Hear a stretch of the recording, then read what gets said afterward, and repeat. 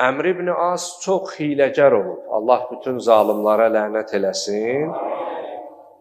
Döyüşlərin birindən qaydanda sahabələri bir-birinə vurmaq üçün, ara qatmaq üçün Peyğəmbər sallavatullahdan soruşur ki, ya Rasulallah, bu müharibədə, bu savaşda hansı sahabə yaxşı savaşdı, vuruşdu?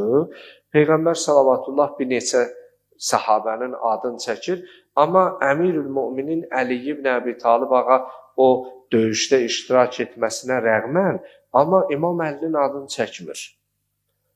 Bu fitnəkar, bu zalim məlun deyir ki, baxır görür, ortam o qədər qarışmayıb. Buyurur, Eynə İsmi Ali, bəs Əlinin adı harada qaldı? Heç Əlinin adını çəkmədin. Fəltəfətə ilə əshabih. Peyğəmbər sallallahu sağına soluna iltifat belə diqqət eləyərək baxaraq buyurdu ki, haza yəsəluni ənil nəfs.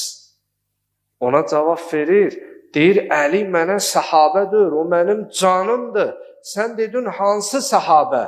Mən ona görə orada Əlinin adını çəkmədim.